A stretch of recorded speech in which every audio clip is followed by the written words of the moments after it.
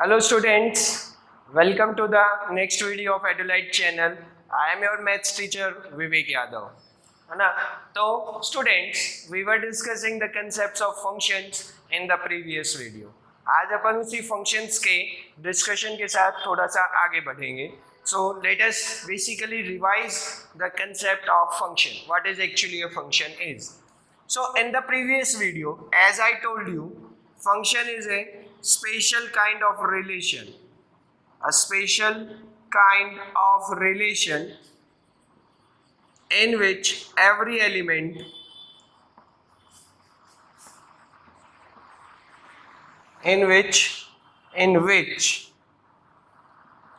every element has a unique image. और ये पिछली वीडियो में हमने सिंपली इसी चीज का डिस्कशन करके एक वीडियो बना दिया था, ठीक है, कि हर एलिमेंट की एक ही इमेज होती है. तो students, let us now understand कि what is really a function. So as you might have seen our previous video in which I have told you that for a function it is necessary that the first element of the ordered pair must not repeat itself. ordered pair का पहला element अपने आप को repeat नहीं करता है. ordered pair का second element भले ही रिपीट हो जाए लेकिन फर्स्ट एलिमेंट एक ही रहता है. किसी भी पर्टिकुलर एलिमेंट की एक से ज़्यादा इमेज नहीं होनी चाहिए. ये अपन ने पिछली वीडियो में देखा था, ठीक है. तो उन्हीं के बेसिस पर अपन आज फंक्शंस की टाइप्स या कुछ बेसिकली जो फंक्शंस यूज होते हैं, जो सबसे ज़्यादा मोस्ट कॉमनली यूज्ड फंक्शंस हैं, उनके बारे में अपन बात करने वाले हैं, ठीक है. तो now let us understand the most commonly used functions. सबसे ज़्यादा फंक्शंस कौन कौन से इस्तेमाल होते हैं. तो फंक्शन को पहले मैं रिप्रेजेंटेशन आपको सिखाना चाहूँगा कि what is actually the representation of a function.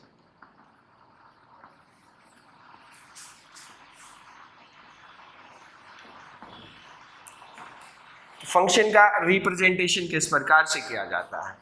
Function को हमेशा f स्मॉल f से रिप्रेजेंट किया जाएगा, ठीक है. f such that function is defined from some set which is known as a domain to codomain. Function को उसकी domain से कोडोमेन के ऊपर डिफाइन किया जाता है, ठीक है. ये फंक्शन के लिए सिंबल इस्तेमाल किया जाता है, यानी कि कहीं पर भी अगर आपके पास f on a to b इस प्रकार से लिखा गया है तो बेटा ये जो सेट है ये फंक्शन की डोमेन कहलाता है और ये जो सेट है ये फंक्शन की कोडोमेन कहलाता है, ठीक है. ये हमारे पास होता है फंक्शन का मतलब. अब फंक्शन को जब अपन एक्सप्रेस करते हैं तो it is like fx is equals to some value 3x for example ax plus b, ठीक है. तो फंक्शन को समझने के लिए एक बहुत ही कॉमन एग्जाम्पल मैं आप लोगों को देता हूँ, ठीक है. कॉमन एग्जाम्पल क्या है, लेट अस सी कि क्या है वो कॉमन एग्जाम्पल. मान लीजिए बेटा मेरे पास कोई एक मशीन है, I am having a machine, ठीक है. इस मशीन में मैं कुछ चीज़ इनपुट करता हूँ और इनपुट करवाने के लिए मैंने यहाँ पर एक वाल बना रखा है, यहाँ से कुछ इनपुट होगा, ठीक है. और यहाँ से मैं रिजल्ट लेता हूँ. आउटपुट के लिए मैंने आउटपुट वाल बना रखा है, ठीक है. यहाँ से हम इनपुट डालेंगे, ये मशीन उसको प्रोसेस करेगी और उस इनपुट को क्या क्या करना है वो इस मशीन के ऊपर डिपेंड करता है, वो हमारे फंक्शन के ऊपर डिपेंड करता है और ये आपको आउटपुट मिल जाएगा इस वाल के थ्रू, ठीक है. अब मैं एक कॉमन फंक्शन जो यहाँ पर ले रखा है वो है fx is equals to ax plus b. अब इस फंक्शन को ध्यान से देखिए ये कर क्या रहा है. जो इनपुट अपन दे रहे हैं, जो नंबर यहाँ पर अपन ने दिया उसको पहले तो ये a से मल्टीप्लाई कर रहा है, फिर कोई कांस्टेंट b ऐड कर रहा है. तो यानी कि यहाँ पर अगर मान लीजिए इस मशीन की प्रोसेसिंग क्या है कि हर फंक्शन अलग अलग प्रकार की मशीन के रूप में काम करेगा. कि ये मशीन है, यहाँ पर अपने इनपुट करवाया x, ये x आया, मशीन के एक पार्ट ने उसको मल्टीप्लाई किया विद a. मशीन का एक पार्ट कहता है कि मल्टीप्लाई कर दीजिए बाई a, ठीक है, हमने उसको मल्टीप्लाई कर दिया। फिर अगला पार्ट कहता है कि ऐड कर दीजिए b। मल्टीप्लाई करने के बाद जो भी आपने इनपुट डाला उसको a से मल्टीप्लाई करेगा, ax हो जाएगा।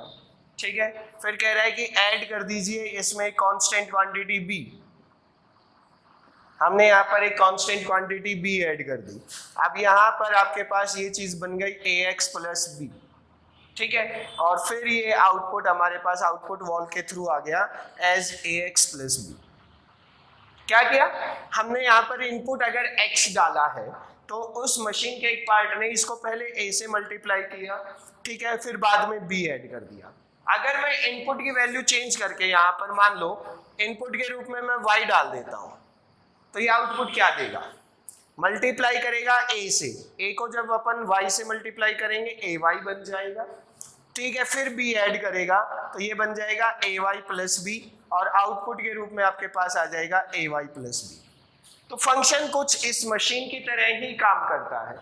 क्या होता है पहले कि यहाँ पर अगर मैंने fx is equals to ax plus b लिखा हुआ है तो अगर मैं f ऑफ 5 लिखना चाहूँ तो यानी कि इस मशीन में इनपुट करवाना है मुझे 5 का। ठीक है, तो बेटा जब 5 इनपुट होगा तो ये क्या बन जाएगा 5a प्लस b। ठीक है, 5a प्लस b बन गया। तो ये इस प्रकार से फंक्शन का काम है। फंक्शन का दूसरा नाम जो होता है, इस फंक्शन वर्ड को अपन मैपिंग बोलते हैं। मैप करता है वैल्यूज को मैप करता है कि आप यहाँ पर जो वैल्यू डालोगे उसी के अकॉर्डिंग आउटपुट मिलेगा। ठीक है, इन फंक्शंस का बहुत ज्यादा यूज होता है कंप्यूटर साइंस की प्रोग्रामिंग में। आप किस प्रकार का इनपुट दे रहे हो तो आउटपुट आपको क्या मिलना चाहिए। कैलकुलेटर समझे हो, कैलकुलेटर देखा है आप लोगों ने, तो कैलकुलेटर जो देख करते हैं पर क्या करते हैं, इनपुट में 2 + 5 करेंगे तो आंसर 7 दे देता है, 4 + 6 करेंगे तो 10 दे देता है। तो आउटपुट वैल्यू जो है वो डिपेंड करती है किस पे, कि आपने इनपुट क्या किया है। समझ गए। तो फंक्शन भी कुछ इसी प्रकार से काम करता है, ज्यादा कुछ डीपली इसमें है नहीं समझने का। तो फंक्शन का रिप्रेजेंटेशन अपन fx से करेंगे और ये ax प्लस b के रूप में रिप्रेजेंट किया जाएगा। ठीक है, अब हम बात करते हैं अगले टॉपिक की, अगले डिस्कशन की, कि फंक्शन कितने प्रकार के होते हैं। तो प्रकार जो है वो उनकी बेसिकली 2 ही होती है। ठीक है, 1 to 1 एंड ऑन टू। लेकिन क्या होता है कि उससे पहले अपन फंक्शंस की कुछ कॉमन जो फंक्शन पढ़ते हैं अपन, उनको थोड़ा सा डिस्कस कर लेते हैं, कुछ कॉमन फंक्शंस। ठीक है, तो let us see most commonly used functions now.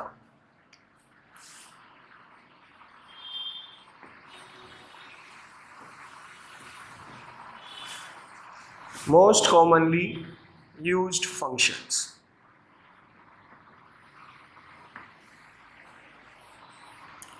पहला जो फंक्शन अपन जनरली इस्तेमाल करते हैं वो है एक फंक्शन जो उसको अपन आइडेंटिटी फंक्शन बोलते हैं।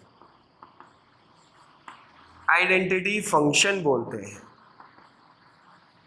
ठीक है बेटा, तो फंक्शन आइडेंटिटी फंक्शन, देखो नाम समझिए आप इस चीज का कि आइडेंटिटी फंक्शन का मतलब क्या होता है। आइडेंटिटी कार्ड पहनते हैं गले में, आप स्कूल में जाते हैं बच्चों तो गले में आई कार्ड लगा के जाते हैं, ऑफिस में जाते हैं गले में आई कार्ड टंगा हुआ होता है।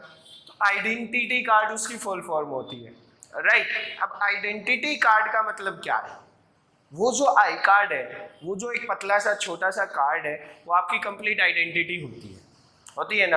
आपका नाम क्या है, आपका गांव कौन सा, आप कौन सी क्लास में पढ़ते हैं, आप कौन से स्कूल में पढ़ते हैं, आपका फ़ोन नंबर क्या है, आपने लाइब्रेरी से कितनी बुक्स इशू करवा रखी हैं, कौन कौन सी, और उस आइडेंटिटी कार्ड की वजह से आपके स्कूल में फीस की पेनल्टी कितनी चल रही है, कितनी फीस ड्यू चल रही है, पूरी डिटेल्स उस छोटे से आई कार्ड में हो जाती है।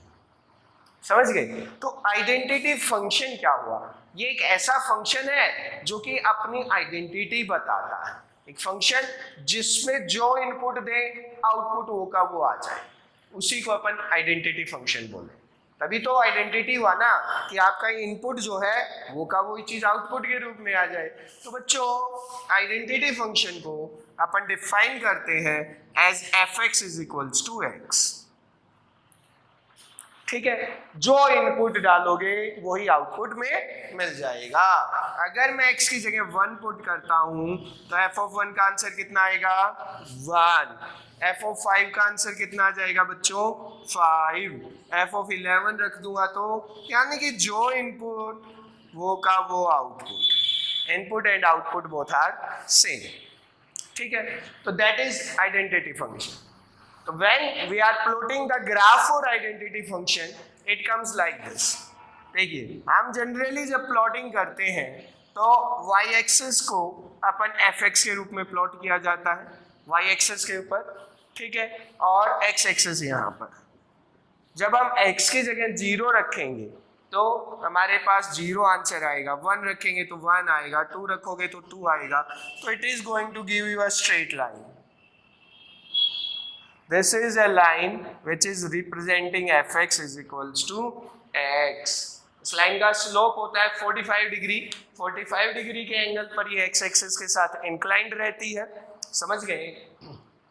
तो ये आपका आइडेंटिटी फंक्शन होता है। क्लियर, समझ में आ गई बात? कौन सा function? fx is equals to x। कौन सा फंक्शन है ये? एक आइडेंटिटी फंक्शन है। ठीक है, अगर हम बात करते हैं दूसरे टाइप ऑफ फंक्शन के बारे में, दूसरा फंक्शन कौन सा है? तो बेटा जो दूसरा फंक्शन अपन पढ़ते हैं यहाँ पर वो है कांस्टेंट फंक्शन।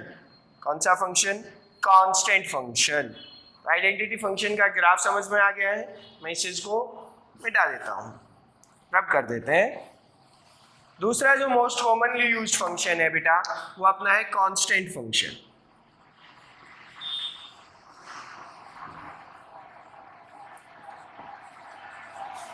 कांस्टेंट फंक्शन क्या होता है?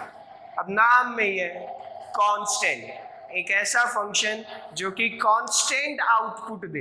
इनपुट चाहे कुछ भी दे दे, आउटपुट आपका एक फिक्स नंबर आना चाहिए, फिक्स वैल्यू रहनी चाहिए, चाहे इनपुट के रूप में अपन कुछ भी दे। ठीक है, तो that function is non as constant function. Represent किया जाता है fx is equals to c से, जहां पर c कोई भी एक कांस्टेंट वैल्यू होती है। अब देखिए क्या हुआ, x की जगह 0 रखा, आंसर कितना आएगा? c आएगा। क्यों आएगा? क्योंकि यहाँ पे एक्स्ट्रा ही नहीं। ठीक है, तो उसने जो इनपुट डाला उसको गायब कर दिया और अपना आउटपुट देगा। जो भी आउटपुट इसका फिक्स्ड है वहां पर सेव है वही। अब आप सोचो जरा, आपको एक ऐसा कैलकुलेटर मिल जाए जिसमें आप 4 + 6 करो आंसर 2 दे। अच्छा, अगर 3 + 6 करे तो भी आंसर 2 दे, 9 + 7 करो तो भी आंसर 2 दे, कुछ भी कर लो आंसर जो है आउटपुट आपको 2 ही दे। क्या कहोगे? वो कैलकुलेटर खराब हो गया, उसकी फंक्शनिंग में प्रॉब्लम थी। वहां पर जो फंक्शन पुट करना चाहिए था वो गलत पुट किया गया है, फंक्शन कांस्टेंट वैल्यू वाला पुट कर दिया गया कि इनपुट अपन कुछ भी दें आउटपुट सेम आए। ठीक है, तो हम बात कर लेते हैं, इसको रब कर देते हैं, तो गलत चीज थी एग्जाम्पल के तौर पे। तो इनपुट हम कुछ भी दें, x की जगह अगर मान लीजिए मैंने 7 रख दिया तो आंसर क्या आ गया? c आ गया। तो हर बार अगर जब आपको एक कांस्टेंट आउटपुट मिले, कांस्टेंट आंसर मिलेगा, तो उस फंक्शन को अपन क्या कहते हैं? Constant function. देखिए ग्राफ कहीं कैसे एक्सप्लेन करेंगे इस कांस्टेंट फंक्शन को, ग्राफ बना देते हैं इसका। ये वैल्यू आ जाएगी straight line parallel to x axis, क्योंकि यही एक अपना पॉइंट c है, 0, c जिसको अपन बोलते हैं, y axis, x axis. x axis पे अपन x की कोई भी वैल्यू पुट करें, fx की वैल्यूज, y एक्सिस की वैल्यूज हमेशा सेम रह रही है। ऐसे फंक्शन को हम क्या बोलते हैं? Constant function. Whatever be the input, the output always remains same. Such a function is known as constant function. Okay, make it note down. साथ ही साथ आप इन चीज़ों को नोट भी करते रहें, जहाँ पर भी आपको सुटेबिलिटी लगती है वहीं पर वीडियो को पॉज करके अपने नोट्स बनाते रहें बेटा। ठीक है, क्योंकि एग्जाम टाइम में नोट्स बहुत महत्वपूर्ण है। ठीक है, तीसरी टाइप ऑफ फंक्शन के बारे में मैं बात करूँगा यहाँ पर, वो बहुत ही इम्पोर्टेंट है, बहुत जगह पर काम में आती है, वो है हमारा मॉडुलस फंक्शन। कौन सा function? Modulus function, MODULUS, modulus function.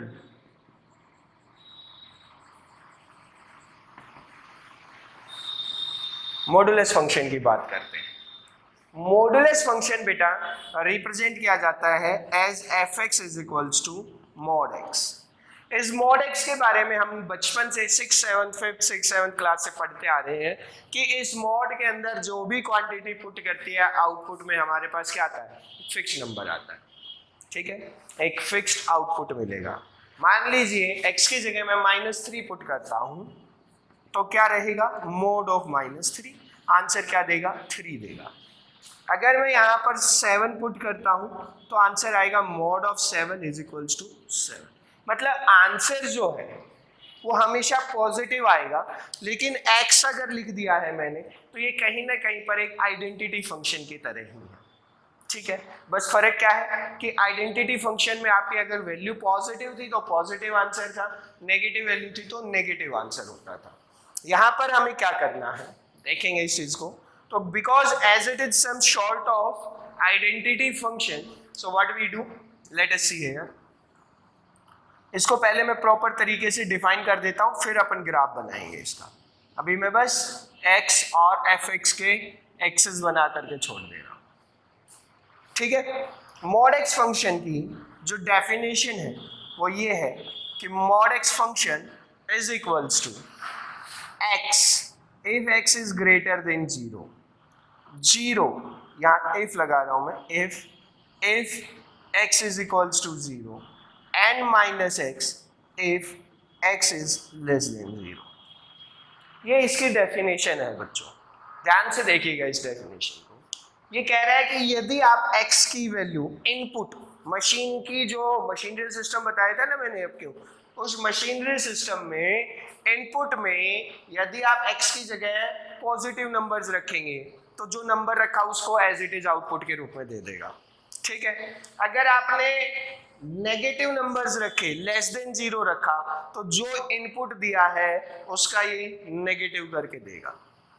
देखो यार, मैंने उसमें इनपुट दिया -3, तो अब ये रीड करेगा, ओ -3 आ गया, क्या करना है, माइनस का साइन लगाना है इसके साथ, तो माइनस का साइन लगा के वो आउटपुट 3 देगा। तो ये आउटपुट 3 एवं ही नहीं आ गया, ये क्या हुआ है, जो आपका नंबर -3 था उसके आगे ये माइनस का साइन अपनी तरफ से लगा देता है और माइनस माइनस मिल करके +3 बन जाते हैं, तो वो आपको आउटपुट 3 दे देता है। अगर आपने 7 किया इनपुट तो क्या करेगा, इस नंबर को चेक करेगा, अगर ये पॉजिटिव है तो एज इट इज, नेगेटिव है तो माइनस साइन लगा के दे देगा आउटपुट में। तो इसीलिए हर नेगेटिव नंबर का जो आउटपुट है, मॉडुलस फंक्शन का जो आंसर है वो पॉजिटिव आता है। क्या आता है, पॉजिटिव आता है। देखते हैं यहाँ पर, अगर x को आप पॉजिटिव देते हो, इधर पॉजिटिव होता है राइट हैंड साइड पे, तो आपका आउटपुट आपको पॉजिटिव मिलेगा।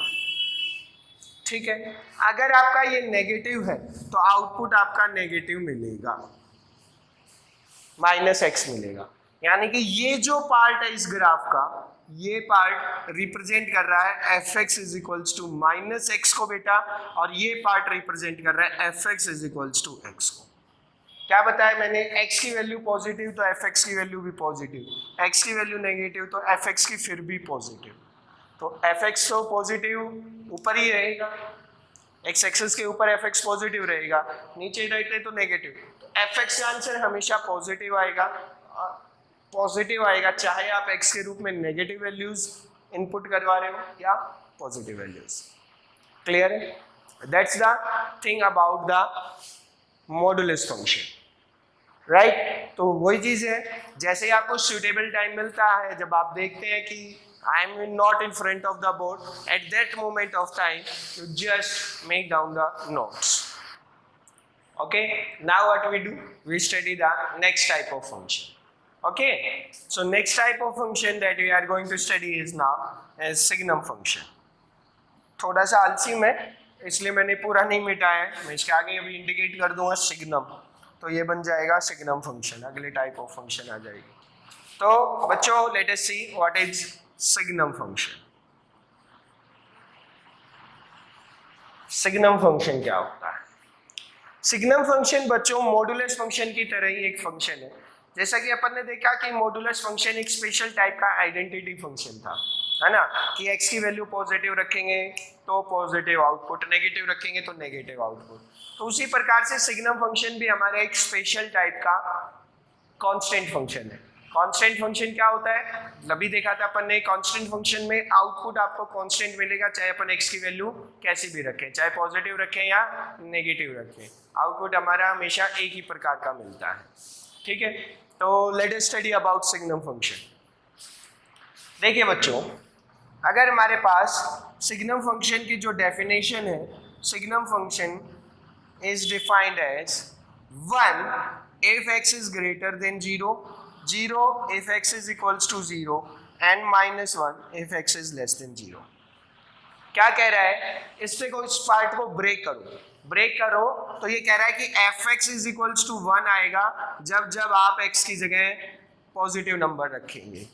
ये कह रहा है कि जब जब आप x की जगह 0 रखेंगे तो आंसर आउटपुट अपने को कितना मिलेगा, 0, और जब जब आप x की जगह नेगेटिव नंबर्स रखेंगे तो आपको x की वैल्यू कितनी मिलेगी, -1, fx की वैल्यू -1 मिलेगी।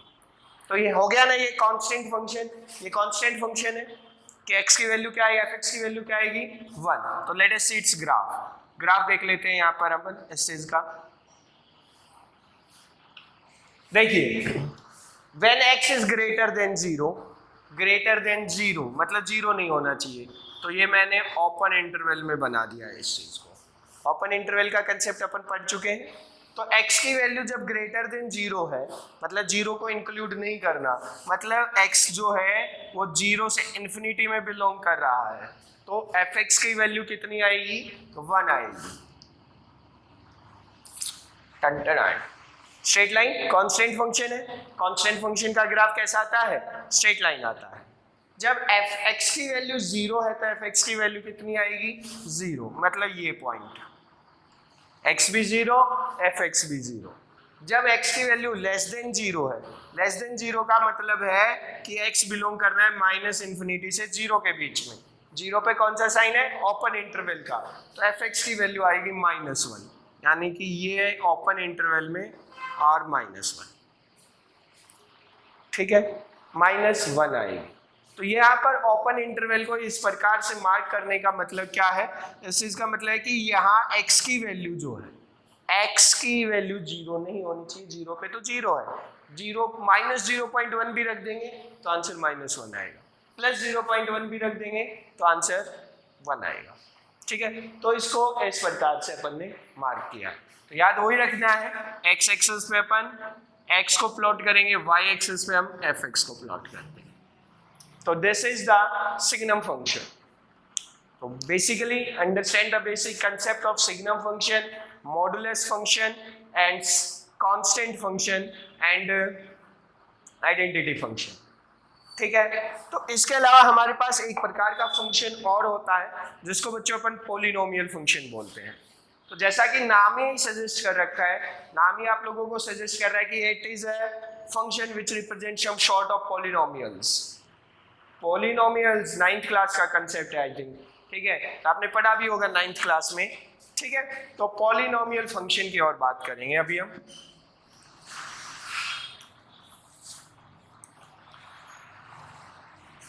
तो बच्चों, late us see what is polynomial function. Polynomial function,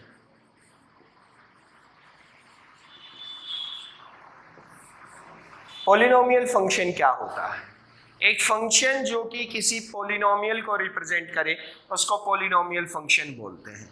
polynomial a0 x raised to power n plus a1 x raised to power n minus 1 so on up to an, है ना, कुछ इस प्रकार की चीज। तो इस प्रकार के फंक्शंस को पॉलिनोमियल फंक्शंस बोला जाता है। ठीक है, ये भी हमारे पास इस्तेमाल होते हैं। अब हर प्रकार के पॉलिनोमियल फंक्शंस के ग्राफ अलग अलग बनते हैं। जो मोस्ट कॉमनली यूज्ड कुछ पॉलिनोमियल फंक्शंस हैं, मैं आपको उनके ग्राफ निकालना सिखाता हूँ। कैलकुलेट ग्राफ कैसे ड्रॉ करते हैं वो चीज़ बताई जाएगी। मान लेता हूँ एक पॉलिनोमियल फंक्शन है fx is equals to x square. बच्चों एक्स स्क्वायर पॉलिनोमियल है ना, ये क्वाड्रेटिक पॉलिनोमियल है। लीनियर पॉलिनोमियल के ग्राफ हमेशा स्ट्रेट लाइन आते हैं। अभी अपन ने आइडेंटिटी फंक्शन देखा, ठीक है, that was some sort of linear polynomial, और उसका जो ग्राफ अपन ने ड्रॉ किया था that comes to be the straight line. Okay, तो अगर मैं क्वाड्रेटिक पोलिनोमियल की बात करूं तो क्वाड्रेटिक पोलिनोमियल का जो ग्राफ है वो एक पैराबोला आता है। ये आप 11वीं क्लास में ही कॉनिक सेक्शंस में पढ़ेंगे कि व्हाट इज पैराबोला। शेप तो पता ही होगी ना कि किस प्रकार की शेप को पैराबोला कहते हैं। तो वही चीज एक बार थोड़ा सा देखिए, एक्स स्क्वायर, एक्स की वैल्यू मैं पॉजिटिव रखूंगा तो एफ एक्स तो पॉजिटिव ही आएगा, आएगा ना पॉजिटिव। तो ये जो शेप आएगी ये थोड़ी सी कर्व्ड आएगी।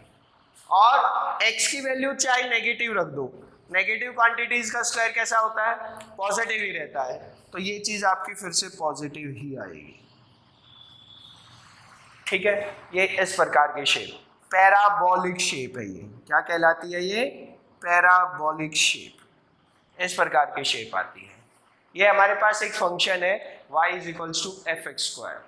अभी एक और बताता हूं मैं, y इज इक्वल्स टू या F x is equals to x minus 1 का होल स्क्वायर। अब इसका बनाओ सर, ये भी तो हमारे पास कैसा है, कैसा है, अरे कैसा है, क्वाड्रेटिक पॉलिनोमियल है। तो इसका ग्राफ भी पॉलिनोमियल ही आएगा, मतलब सॉरी पैराबोलिक ही आएगा। पैराबोलिक में क्या रहेगा, x की वैल्यू 1 रखेंगे तो ये टर्म 0 होगी।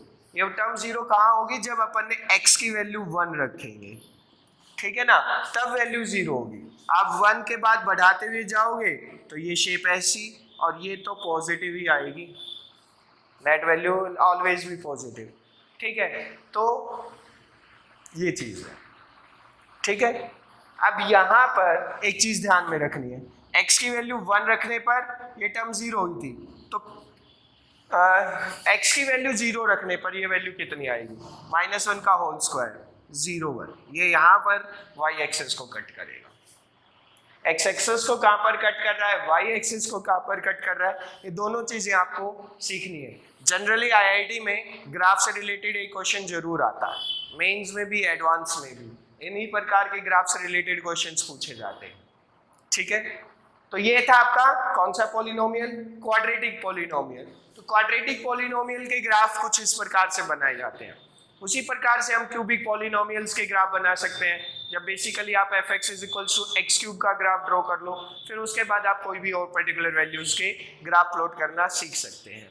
तो that will be taught you whenever there will be a lecture of a video of graphs for some functions.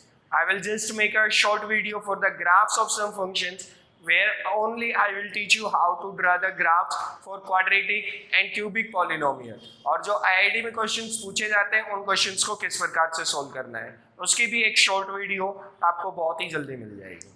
ठीक है, तो बेसिकली आज का डिस्कशन अपना फंक्शंस और उसके काइंड्स के ऊपर है, तो अपन उसी चीज के ऊपर फोकस रखते हैं बच्चों। तो फंक्शंस में पॉलिनोमियल फंक्शन भी मैंने आप लोगों को बता दिया।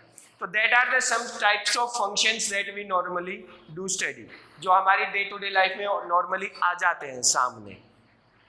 अब इसके बाद आती है जब हम बात करें फंक्शन की डोमेन निकालना, तो वो बहुत ही इंपॉर्टेंट टॉपिक है, उसको भी अभी अपन पढ़ेंगे। तो in the mean time you can pause the video at any moment of time so that you can just make the notes. So let us see how to find the domain of a function. किसी भी function की domain किस प्रकार से निकाली जाती है, domain of a function. ठीक है, तो डोमेन निकालने के भी हमारे पास कुछ रूल्स रहते हैं बच्चों। ठीक है, जब हम फंक्शन की डोमेन निकालते हैं तो कुछ चीज़ों का हमें ध्यान में रखना पड़ता है कि डोमेन का मतलब क्या हुआ। पहले तो चीज़ ये समझिए कि what do you understand by the term domain. Domain of a function is basically, definition छोड़ दीजिए, मैं आपको देसी भाषा में बताता हूँ, सिंपल ल्यूसिड लैंग्वेज में बताता हूँ। Permissible values of x for a function constitute its domain. x की जो वैल्यूज परमिट होती हैं फंक्शन में, वो जो आप रख देते हैं वो कहलाती है उस फंक्शन की डोमेन। बच्चों ध्यान क्या रखना है, देखिए अगर आपके पास कोई फंक्शन न्यूमरेटर अपॉन डिनोमिनेटर की फॉर्म में है, रेशनल फंक्शन है, यानी कि कोई भी फंक्शन आपका एफ एक्स अपॉन जी एक्स की फॉर्म में है, मतलब कोई फंक्शन आपका कुछ इस प्रकार से है, लाइक x + 1 अपॉन x - 2, ये कोई एक फंक्शन है। ठीक है, इस फंक्शन को मैं मान लीजिए कुछ भी नाम दे देता हूँ, px नाम दे देता हूँ, ये फंक्शन। इस फंक्शन की डोमेन बताइए। तो डोमेन में आपको x के सारे वो पॉइंट्स लिखने होते हैं जहां पे फंक्शन को डिफाइन किया जा सकता है, where the function is defined. तो वो पॉइंट्स हम कैसे निकालें? उसके लिए कुछ मेथड्स हैं, कुछ चीजें हैं जो आप लोगों को ध्यान में रखनी होंगी। पहली बात जो मैं बता रहा हूँ वो ध्यान में ये रखिए कि denominator term must never be zero. यहां पर लिख रहा हूं मैं, denominator term must never be zero. Denominator वाली टर्म जो है वो कभी भी जीरो नहीं होनी चाहिए। क्या हो जाएगा वो जीरो अगर हो जाएगी तो? जब अगर वो डेनोमिनेटर टर्म आपकी जीरो हो जाती है तो वहां पर फंक्शन आपका कभी डिफाइन नहीं रहता। आपने पढ़ा भी है, something upon zero is not defined. So x minus two जो है वो जीरो नहीं होना चाहिए यहाँ इस पर्टिकुलर केस में। तो इस चीज को सोल्व कीजिए, x must not be equals to 2, यानी कि आप इस डोमेन में x की वो सारी वैल्यूज रख सकते हो जहां पर x की वैल्यू 2 के बराबर नहीं है। मतलब कि domain of this function is equals to all real numbers except 2। ठीक है, तो ऑल रियल नंबर्स एक्सेप्ट 2, 2 नहीं रखना आपको। चलिए देखते हैं, एक और एग्जांपल लेता हूं मैं आपके सामने कि एक फंक्शन है f(x) is equals to x plus 5 upon x square plus 3x plus 2। ठीक है, ये एक फंक्शन है। बताइए इसकी डोमेन क्या होगी? Denominator term must never be zero, ये चीज ध्यान में रखनी है। तो x square plus 3x plus 2 जो है वो जीरो नहीं होना चाहिए। ये क्वाड्रेटिक पॉलिनोमियल है, नीचे क्वाड्रेटिक इक्वेशन है, इसके फैक्टर्स बना लीजिए।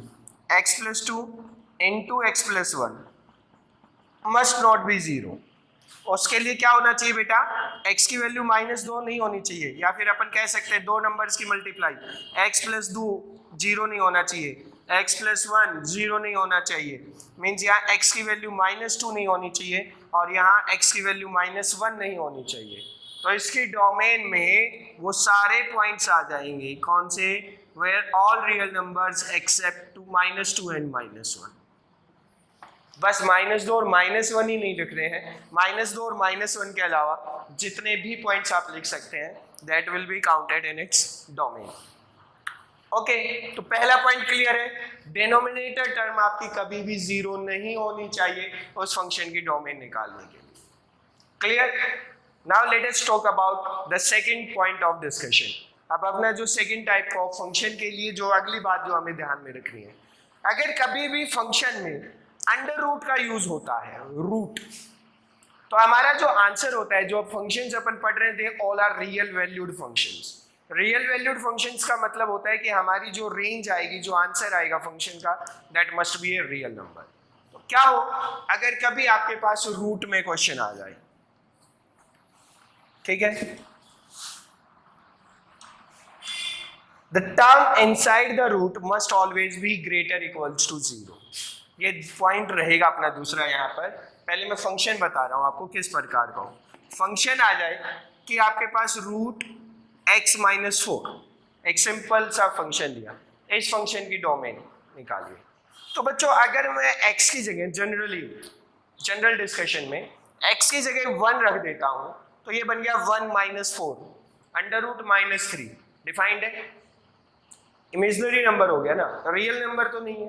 तो हम क्या करेंगे, हमें ये चीज ध्यान में रखनी है कि आपका जो क्वांटिटी है रूट के अंदर, that must be always greater equals to 0। ठीक है, the term inside the under root या स्क्वायर रूट के अंदर जो टर्म है, that must be inside the square root, that must be greater equals to 0। हाँ, 0 का स्क्वायर रूट 0 होता है इसलिए डिफाइंड है। So your x minus 4 must be greater equals to 0। ये 4 उधर जाएगा, x must be greater equals to 4। तो ग्रेटर इक्वल्स टू 4 मतलब 4 या 4 से बड़ा होना चाहिए।